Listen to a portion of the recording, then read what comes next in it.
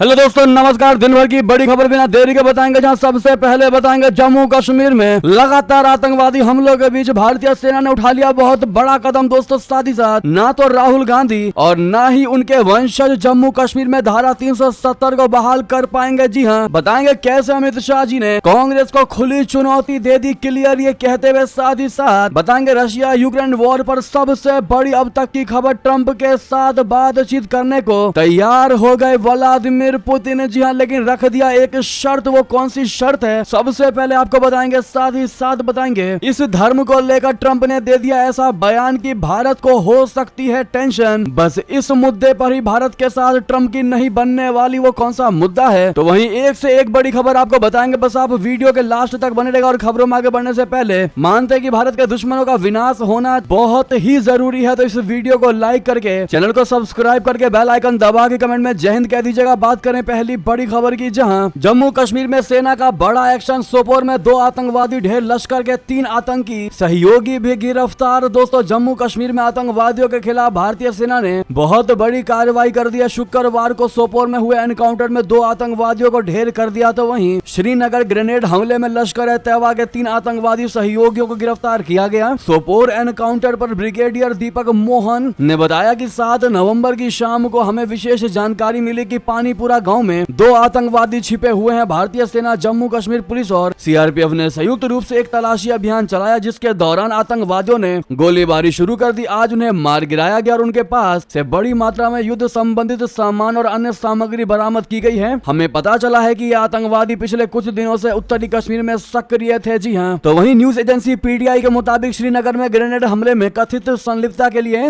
लश्कर ए तैयबा यानी एलईटी से जुड़े 3 आतंकवादी सहयोगियों को शुक्रवार को गिरफ्तार किया गया। रविवार को हुए इस हमले में सुरक्षा बलों को निशाना बनाया गया और 12 नागरिक घायल हो गए। जी हाँ दोस्तों, ऐसे में अपने भारतीय सेनाओं को आप लोग सपोर्ट करने के लिए इस वीडियो को लाइक करना मत भूलिएगा। हम देखते हैं जब भी कश्मीर से भारतीय सेनाओं को लेकर खबरें आती हैं, उन पर लाइक बड़े कम रहते दोस्तों, तो लाइक में कमी मत करिएगा। साथ ही साथ नेक्स्ट खबर की बात करें, जहां ना तो राहुल गांधी और ना ही उनके वंशज जम्मू कश्मीर में धारा 370 बहाल कर पाएंगे। जी हाँ, अमित शाह जी की कांग्रेस को बड़ी ही खुली चुनौती, सबसे बड़ी ललकार। बता दें, केंद्रीय गृह मंत्री अमित शाह ने महाराष्ट्र के सांगली में शुक्रवार को एक चुनावी रैली में विपक्ष पर जोरदार हमला किया। अमित शाह ने कहा कि ना तो कांग्रेस नेता राहुल गांधी और ना ही उनकी चौथी पीढ़ी जम्मू कश्मीर को विशेष दर्जा देने वाले धारा 370 को वापस ला पाएगी। सत्तारूढ़ गठबंधन के उम्मीदवारों सुधीर गाडगील और संजय काका पाटिल के लिए सांगली में एक रैली को संबोधित करते हुए केंद्रीय मंत्री अमित शाह जी ने कहा कि कांग्रेस इस प्रयास में जम्मू कश्मीर में सत्तारूढ़ नेशनल कांग्रेस का समर्थन कर रही है। अमित शाह जी ने कहा कि छत्रपति शिवाजी महाराज की धरती से मैं राहुल बाबा आपको बता रहा हूं कि ना तो आप और ना ही आपकी चौथी पीढ़ी धारा 370 को बहाल कर पाएगी। देश का हर बच्चा कश्मीर के लिए लड़ने के लिए तैयार है। जी हाँ दोस्तों, अमित शाह जी ने कहा कि जब प्रधानमंत्री नरेंद्र मोदी ने धारा 370 को हटाने का फैसला लिया था, तब मैं संसद में विधेयक लेकर आया था, लेकिन राहुल गांधी, शरद पवार, ममता बनर्जी, अखिलेश यादव और एमके स्टालिन ने इस कदम का विरोध किया था। उन्होंने कहा था कि अनुच्छेद 370 को ना हटाएं, क्योंकि इससे घाटी में खून खराबा होगा। खून की नदियां बहना तो दूर, किसी ने पत्थर तक फेंकने की हिम्मत नहीं की। अमित शाह जी ने आगे कहा कि सोनिया गांधी और मनमोहन सिंह के पूर्ववर्ती यूपीए सरकार के दौरान आतंकवादी हमले अक्सर होते थे, लेकिन मोदी के प्रधानमंत्री बनने के बाद उरी और पुलवामा की घटनाओं के जवाब में सर्जिकल स्ट्राइक की गई, जिससे पाकिस्तान में आतंकवादियों का सफाया हो गया। बहरहाल दोस्तों, अमित शाह जी ने ये बयान देकर के एक चीज तो क्लियर कर दिया है कि 370 फिर से बहाल नहीं हो पाएगा जम्मू कश्मीर में। जी हाँ, और विपक्ष चाहे जितना भी जोर लगा ले, केंद्र की मोदी सरकार इसको कभी होने नहीं देगी। आपकी क्या है इस पर राय दोस्तों, बताना बिल्कुल मत भूलिएगा। इस सवाल का जवाब जरूर दीजिएगा दोस्तों, क्या जम्मू कश्मीर में 370 बहाल होनी चाहिए या बिल्कुल भी नहीं। और वैसे भी मोदी सरकार ने इसको लेकर जो पॉलिसी निकाली थी दोस्तों, उसमें इतने कठिन रूल कर दिए गए हैं कि इसको लागू करना विपक्षियों के बस की बात भी नहीं। जी हाँ, यहाँ तक कि दोस्तों, अगर केंद्र में मोदी की सरकार नहीं भी रही, उसके बावजूद भी कांग्रेस या फिर मजबूत विपक्षी गठबंधन 370 को बहाल नहीं कर पाएगा। जी हाँ दोस्तों, इस मुद्दे पर आपकी राय हमें जरूर चाहिए, बताना मत भूलिएगा। साथ ही साथ नेक्स्ट खबर बताते हैं, रशिया यूक्रेन वार पर सबसे बड़ी खबर, ट्रंप से बात करने को तैयार हुए व्लादिमीर पुतिन। जी हाँ, रूस यूक्रेन युद्ध को लेकर क्रेमलिन के हवाले इस वक्त की सबसे बड़ी खबर सामने आ रही है। क्रेमलिन ने शुक्रवार को कहा है कि राष्ट्रपति व्लादिमीर पुतिन यूक्रेन युद्ध के मामले पर अमेरिका के नवनिर्वाचित राष्ट्रपति डोनाल्ड ट्रंप ट्रंप के साथ बातचीत करने को तैयार हैं। हालांकि क्रेमलिन का यह भी कहना है कि यूक्रेन पर चर्चा करने के लिए तैयार होने का मतलब ये नहीं है कि मॉस्को अपनी पूर्व मांगों को बदलने का इच्छुक है। पुतिन के प्रवक्ता दिमित्री पेस्कोव ने यह टिप्पणी तब की जब उनसे दैनिक समाचार ब्रीफिंग में पूछा गया कि क्या निर्वाचित रिपब्लिकन राष्ट्रपति से बात करने की पुतिन की इच्छा रशिया की उन मांगों को बदलने की इच्छा को दर्शाती है जो वो अब तक करता आ रहा है। तो वहीं दोस्तों रूस की इन शर्तों पर रिएक्शन देते हुए, प्रतिक्रिया देते हुए जेलेंस्की ने कहा था कि ऐसा करना मॉस्को के सामने आत्मसमर्पण के समान होगा। यूक्रेनी राष्ट्रपति जेलेंस्की ने रशिया पर एक विजय योजना सामने रखी है जिसमें पश्चिम से अतिरिक्त सैन्य समर्थन का अनुरोध शामिल है, मगर अपने अभियान के दौरान ही ट्रंप ने कीव के लिए अमेरिकी सैन्य और वित्तीय सहायता के पैमाने की आलोचना की थी। यानी कि दोस्तों व्लादिमीर पुतिन ने क्लियर कहा है कि भैया मैं बात करने को तैयार हूं डोनाल्ड ट्रंप के साथ, क्योंकि डोनाल्ड ट्रंप के साथ रिश्ते बेहतरीन हैं, इसीलिए मैं यूक्रेन के मुद्दे पर बैठकर बात करने को तैयार हूं। लेकिन अगर मैं बैठकर बात कर रहा हूं तो इसका मतलब ये नहीं कि हम अपने शर्तों के साथ समझौता कर लें। यानी कि पुतिन बात करने को तैयार है पर हल किसी और तरीके से निकलना चाहिए, ना कि पूर्व मांगों को बदलने से। जी हाँ दोस्तों, इस पर आपकी क्या राय है? क्या लगता है आपको? क्या डोनाल्ड ट्रंप वाकई में यूक्रेन रशिया के युद्ध को समाप्त करवा पाएंगे या फिर प्रधानमंत्री नरेंद्र मोदी की आवश्यकता अवश्य पड़ेगी? जो भी आपकी राय हो दोस्तों साथ ही साथ बता दें। इतना ही नहीं, अब बात करते हैं व्लादिमीर पुतिन की, जिन्होंने भारत को लेकर दोस्ती दिखाने की फिर एक बार बड़ी कोशिश कर दी। उन्होंने ताकतवर देशों से कह दिया है कि सुपर पावर लिस्ट में भारत को भी शामिल होना चाहिए। जी हाँ, रूस के राष्ट्रपति व्लादिमीर पुतिन ने गुरुवार को कह दिया है कि भारत वैश्विक महाशक्तियों की लिस्ट में शामिल होने के लिए पूरी तरह से हकदार है। भारत डिजर्व करता है पावरफुल कंट्रीज के लिस्ट में शामिल होने के लिए, क्योंकि इसकी इकोनॉमी वर्तमान में किसी भी अन्य देश की तुलना में तेजी से बढ़ रही है। वे रशिया के सोची शहर में वल्दाई डिस्कशन क्लब के सम्मेलन में बोल रहे थे। जी हाँ, व्लादिमीर पुतिन ने इतना ही नहीं, भारत को एक महान देश तक बता दिया। महान देश बताते हुए कहा कि रशिया भारत के साथ सभी क्षेत्रों में सहयोग बढ़ा रहा है, जिससे दोनों देशों के बीच विश्वास का माहौल बन रहा है। जी हाँ, व्लादिमीर पुतिन ने यह बयान ऐसे समय में दिया है जब अन्य देश अपने अपने बारे में सोच रहे हैं, तब व्लादिमीर पुतिन ने भारत के बारे में सोचने जैसा बयान दिया है। दोस्तों इस पर आपकी क्या निजी राय है बताना मत भूलिएगा। साथ ही साथ नेक्स्ट खबर बता दें, इस धर्म को लेकर ट्रंप ने दे दिया ऐसा बयान कि भारत को हो गई टेंशन। दोस्तों अमेरिकी राष्ट्रपति चुनाव में डोनाल्ड ट्रंप बहुमत पाकर जीत दर्ज कर चुके हैं। ट्रंप की जीत के बाद प्रधानमंत्री नरेंद्र मोदी ने डोनाल्ड ट्रंप को फोन करके बधाई दी। मोदी ने ट्रंप को अपना दोस्त कहते हुए एक्स पर पोस्ट किया। इसके बाद अब लोग भारत और अमेरिका के रिश्ते और बेहतर होने की बात कह रहे हैं। डोनाल्ड ट्रंप के पहले कार्यकाल में भी भारत के साथ उनके रिश्ते काफी बेहतर रहे थे। ये सारी चीजें हमने आपको बताई रखी हैं दोस्तों। हालांकि इस बीच जो सबसे बड़ी खबर है वो ये है कि भारत और अमेरिका के बीच धार्मिक मामलों को लेकर टेंशन हो सकती है। क्या है वो मामला बता दें। दरअसल डोनाल्ड ट्रंप ने अपने एक भाषण में ईसाई धर्म को लेकर बात कही, जिससे भारत में टेंशन हो सकती है। दरअसल डोनाल्ड ट्रंप ने कह दिया कि वो ईसाई धर्म को आगे बढ़ाएंगे, ईसाईयत का बढ़ावा देंगे। तो वहीं भारत में इसको लेकर स्थिति अलग है। भारत में ईसाई धर्म के लोगों पर अक्सर हिंदू धर्मावलंबियों को जबरन धर्म परिवर्तन कराने का आरोप लगता रहा है। ट्रंप का इंजिलवाद आधार अपने वैश्विक धर्मांतरण मिशन को जारी रखने के लिए जगह चाहता है। तो वहीं दूसरी ओर अमेरिकी सीनेट की विदेश संबंध समिति के होने वाले अध्यक्ष जिम रिश के भारत में धार्मिक स्वतंत्रता और चर्चों के फंडिंग पर प्रतिबंधों के संबंध में अपनी चिंताएं और उद्देश्य हैं। भारत इस बात को लेकर स्पष्ट है कि भारतीय सभ्यता के लिए इस तरह का ईसाई नेटवर्क एक खतरा है। आज भी भारत के कई हिस्सों में प्रलोभन देकर, लालच देकर और धोखा देकर बड़े पैमाने पर धर्मांतरण की कथित घटनाएं सामने आती रहती हैं। इसी मुद्दे को लेकर भारत और अमेरिका के बीच थोड़ी टेंशन हो सकती है, क्योंकि दोनों देशों के अपने हित समूहों और अपने वैचारिक विश्व दृष्टिकोण के साथ आगे आ रहे हैं। जी हाँ दोस्तों, आप लोग लाइक में कंजूसी ना करिएगा। अभी तक लाइक नहीं किया तो दबा दीजिएगा दोस्तों, हमें भी सपोर्ट मिलता रहता है। हम एक एक खबरें ऐसी आपके सामने लेकर आते हैं जो वाकई में आपके लिए मीन करती हैं, और ये इनसाइड स्टोरी आपको कोई बताएगा भी नहीं दोस्तों हमारे अलावा। साथ ही साथ नेक्स्ट खबर बता दें, भारत ने नेपाली प्रधानमंत्री को नहीं दिया भाव तो पहली विदेश यात्रा पर चीन जा रहे हैं जहरीले केपी ओली। दोस्तों पहले विदेश दौरे पर चीन जाएंगे नेपाली पीएम। 64 साल पुरानी परंपरा टूटेगी। 4 महीने बाद भी केपी ओली को भारत ने नहीं दिया न्योता। आइए आपको समझाते हैं। दरअसल नेपाल के प्रधानमंत्री केपी शर्मा ओली अपनी पहली आधिकारिक विदेश यात्रा पर चीन जा रहे हैं। काठमांडू पोस्ट के रिपोर्ट के मुताबिक चीनी प्रधानमंत्री ली कियांग ने ओली को 2 से 6 दिसंबर तक आधिकारिक यात्रा के लिए न्योता भेजा है। रिपोर्ट के मुताबिक 5 नवंबर को चीनी राजदूत ने नेपाल के विदेश सचिव लाम साल को यह न्योता सौंपा। नेपाल में यह परंपरा रही है कि जो नए प्रधानमंत्री बनते हैं वो सबसे पहले भारत का दौरा करते हैं। ओली के करीबी सलाहकारों ने काठमांडू पोस्ट से बताया कि उन्हें उम्मीद थी कि भारत यह परंपरा कायम रखेगा, लेकिन कार्यभार संभालने के 4 महीने बीत जाने के बाद भी भारत से कोई औपचारिक निमंत्रण नहीं मिला।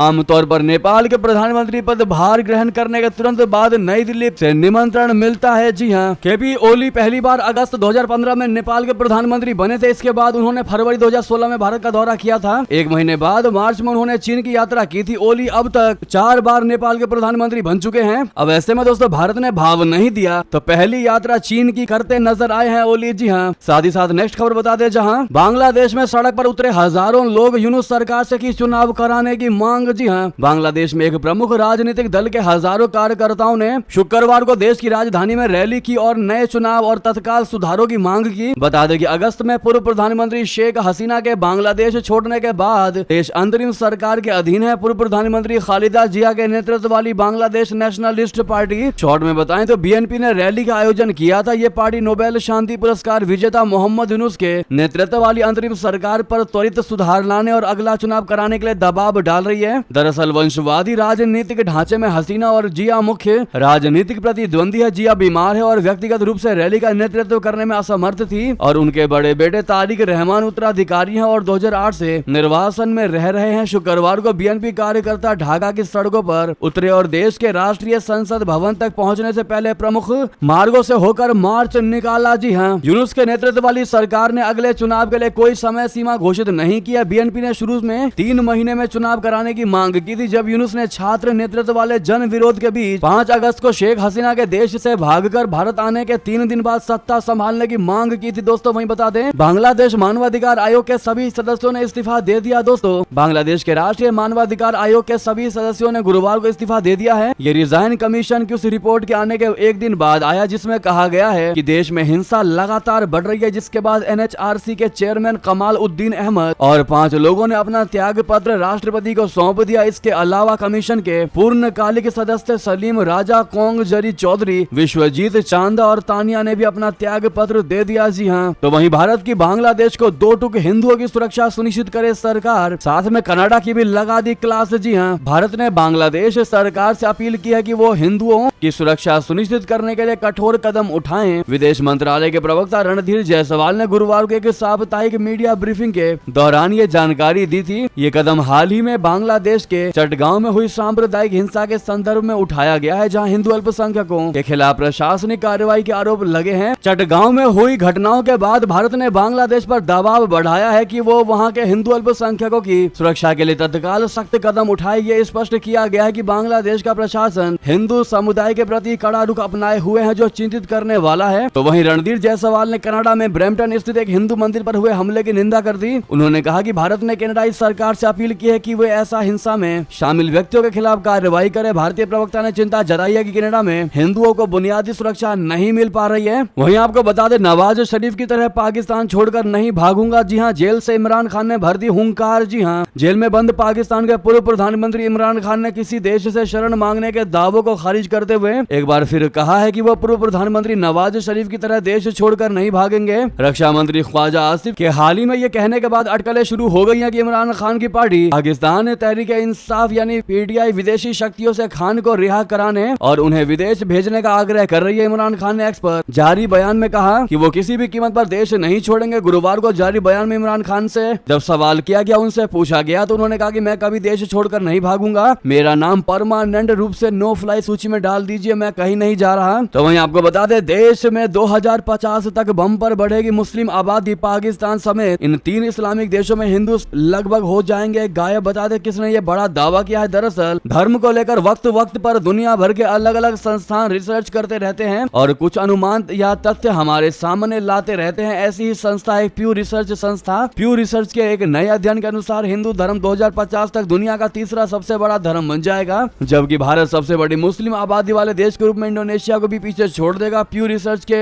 The future of world's regions अध्ययन के में अनुमान लगाया गया है कि दुनिया भर में हिंदू आबादी 2050 तक लगभग 34% बढ़ेगी, जो 1 बिलियन से थोड़ा अधिक 1.4 बिलियन हो जाएगी। जी हाँ, इस अध्ययन में कौन कितना बढ़ेगा वो आप स्क्रीन पर देख पा रहे हैं। दोस्तों इस पर आपकी जो भी राय हो बताना मत भूलेगा। साथ ही साथ बता दें, कनाडा के विश्व जैन संगठन ने ब्रैम्पटन हिंदू मंदिर पर खालिस्तानी हमले की निंदा की है। जी हाँ, विश्व जैन संगठन कनाडा ने हाल ही में खालिस्तानियों द्वारा ब्रैम्पटन हिंदू सभा मंदिर और सरी में लक्ष्मी नारायण मंदिर पर किए गए हमलों की कड़ी निंदा की है। संगठन के अध्यक्ष विजय जैन ने जारी एक बयान में कह दिया है कि अपने ही पूजा स्थल के भीतर शांतिपूर्ण भक्तों के खिलाफ हमला सम्मान, विविधता और स्वतंत्रता का उल्लंघन है, जिन्हें कनाडा के लोग बहुत मानते हैं। उन्होंने कहा कहा कि बढ़ते हिंदू फोबिया से प्रेरित इस तरह के कृत्य ने जैन कनाडाई समुदाय सहित हिंदू कनाडाई समुदाय की सुरक्षा पर प्रहार किया। यह हमला कोई अलग थलग घटना नहीं है, बल्कि हिंदू कनाडाई संस्थानों और भक्तों का निशाना बनाकर उग्रवाद और हिंदू फोबिया के बढ़ते पैटर्न का हिस्सा है। और भी बहुत कुछ कहा दोस्तों इन्होंने। तो वहीं आपको बता दे, ताइवान को है उम्मीद, चुनाव में किए वादे को निभाएंगे डोनाल्ड ट्रंप,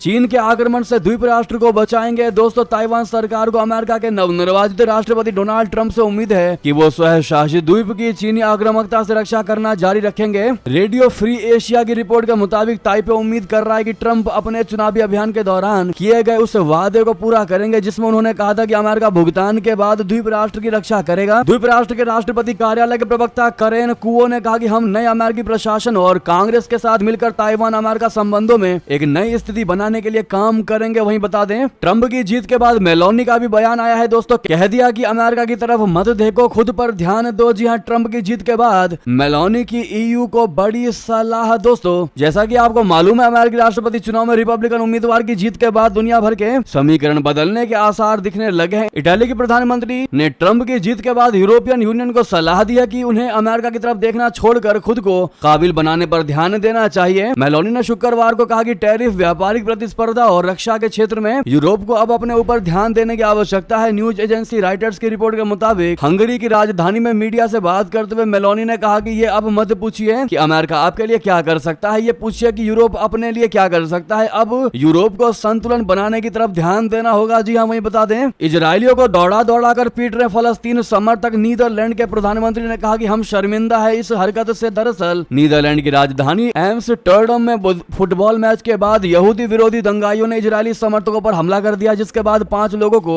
अस्पताल में भर्ती कराया गया, जबकि 62 व्यक्तियों को गिरफ्तार किया गया है। एम्स्टर्डम पुलिस ने शुक्रवार को यह जानकारी दी। तो वहीं आपको बता दें, जिनपिंग के अरमानों पर ट्रंप फेरने जा रहे हैं पानी, चीन का खेल बिगाड़ देगा एक ये फैसला। दोस्तों अमेरिका में डोनाल्ड ट्रंप के चुनाव जीतने से डगमगाती अर्थव्यवस्था से परेशान चीन की चिंता और बढ़ गई है। इस समय चीन अपनी अर्थव्यवस्था को बेहतर करने के लिए पूरा जोर लगा रहा है। ऐसे में ट्रंप का चुनाव जीतना चीन के मास्टर प्लान पर पानी फेर सकता है। चुनाव प्रचार के दौरान से ही ट्रंप चीन से आयात होने वाले सामान पर ज्यादा टैरिफ लगाने का वादा करते रहे हैं। ऐसे में पूरी उम्मीद है कि ट्रंप अपने दूसरे कार्यकाल में चीन के सामान पर 60% का टैरिफ लगा सकते हैं। अगर ऐसा होता है तो ट्रंप का यह फैसला आर्थिक लिहाज से चीन के लिए नुकसानदायक साबित हो सकता है। दोस्तों वहीं बता दें, इंडोनेशिया में माउंट लेवोटोबी में फिर हुआ विस्फोट। 10 किलोमीटर ऊंचाई तक फैली राख, हजारों लोगों को निकाला गया। जी हां, इंडोनेशिया के पूर्वी नुसा तेंगारा प्रांत में माउंट लेवोटोबी में शुक्रवार को फिर विस्फोट हो गया। विस्फोट की वजह से राख 10,000 मीटर ऊंचाई तक फैल गई। इसके बाद उच्चतम एविएशन अलर्ट जारी किया गया। ये जानकारी ज्वालामुखी विज्ञान और भूवैज्ञानिक आपदा न्यूनीकरण केंद्र ने दी। विस्फोट स्थानीय समय अनुसार सुबह 10:48 पर हुआ। साथ ही बता दें, हथियारों को लेकर पाकिस्तान का था बहुत बड़ा प्लान, यूनाइटेड नेशन में भारत ने कर दिया फेल। जी हां, संयुक्त राष्ट्र में भारत ने क्षेत्रीय और उप क्षेत्रीय स्तरों पर पारंपरिक हथियार नियंत्रण पर पाकिस्तान के प्रस्ताव के खिलाफ मतदान किया। संयुक्त राष्ट्र महासभा की पहली समिति में पाकिस्तान और सीरिया के प्रस्ताव को रिकॉर्ड वोटों से स्वीकार किया गया, जिसमें 179 सदस्यों ने इसके पक्ष में मतदान किया, जबकि इजराइल ने वोटिंग में हिस्सा नहीं लिया और भारत के इस प्रस्ताव के खिलाफ मतदान करने वाला एकमात्र देश बना था। तो वहीं बता दें, जहां दिखे सफाई वहां बेटी घबराई और बटेंगे तो कटेंगे के बाद सीएम योगी ने दे दिया है ये नया नारा दोस्तों, जिसके बाद समाजवादी पार्टी के मुखिया अखिलेश यादव की पत्नी